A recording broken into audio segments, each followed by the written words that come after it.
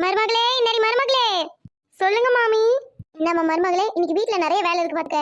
முதல்ல பாத்திரத்தை போய் விளக்கிடு. நிறைய பாத்திரம் சேர்ந்து போயிருக்கு, எல்லா பாத்திரத்தையும் விளக்கிடு. அடுத்து என்னோட துணி ஒரு வாரமா துவைக்காம இருக்கு, அதை துவைச்சிரு. அப்புறம் எனக்கு இந்த துணியை வாஷிங் மிஷின்ல போட்டாலாம் பிடிக்காது, அதனால நீ என்ன பண்றேன்னா கையில மொத்த துணியை துவைச்சிரு. அதுக்கப்புறம் வீடு கூட்டி பெருக்கி ஒட்டடெல்லாம் அடிச்சு முடிச்சிரு. இன்னைக்கு உடம்பு ரொம்ப சளிப்பா இருக்கு, கொஞ்சம் சளி பிடிக்கிற மாதிரி வேற இருக்கா, அதனால என்ன பண்ற, எல்லா வேலையும் முடிச்சுட்டு மார்க்கெட்டுக்கு போ. மார்க்கெட்டுக்கு போனீங்கன்னா அங்க நண்டு வைப்பாங்க, நல்ல நண்டா வாங்கிட்டு வந்து ரசம் வை. இதெல்லாம் பண்றதுக்கு முன்னாடி எனக்கு முதல்ல சூடா ஒரு கப் காஃபி போட்டுரு.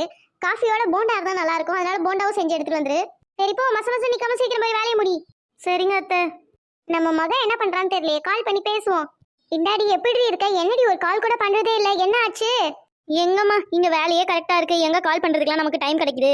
அப்படி என்னடி பெருசா வேலை பார்த்து புட்ட? என்ன வேலை பார்த்துட்டேனா? இந்த தாய் கிழவி எனக்கு என்ன வேலையை கொடுக்காம இருக்குன்னு கேளு, அதுவே அதோட கம்மி தான். எல்லா வேலையும் என் மண்டையிலே கட்டுது. கொஞ்ச நேரம் கூட உட்கார டைம் இல்ல தெரியுமா? ஒழுங்கா உட்காந்து சாப்பிட கூட டைம் இல்ல. இந்த தாய் கிழவி அவ்வளவு வேலை என்கிட்ட இருந்து வாங்குதுமா. அடியே இந்த அடி, உன் அத்தைக்காரிக்கு வேற வேலையே இல்ல, அவனால குத்துக்கள் மாதிரி உட்காந்துக்கிட்டு ஏன் மூவல வேலை வாங்கிட்டு இருக்கா. இந்தாடி, நீ ஒன்னும் அவளுக்கு வேலை செய்ய வேணாம், நீ கிளம்பி பேசாம நம்ம வீட்டுக்கு வந்துரு.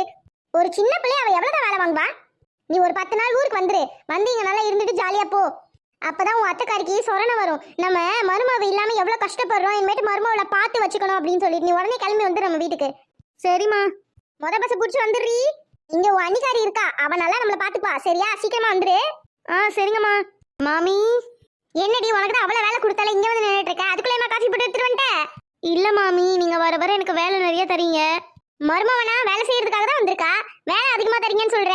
அதுக்கு இல்ல, இப்பதான் எங்க அம்மா கிட்ட பேசினேன். எங்க அம்மா என்ன சொன்னாங்கன்னா, உங்க மாமியார் இவ்வளவு வேலை தராளா, அப்பனா நீ ஒரு 10 நாள் வந்து ஊர்ல இருந்துட்டு போ, அப்பதான் உன் அருமை என்னன்னு உன் மாமியாருக்கு தெரியும் அப்படின்னு சொன்னாங்க. அதனால என்ன சொல்றேன்னா, இப்ப நான் கிளம்புற ஊருக்கு.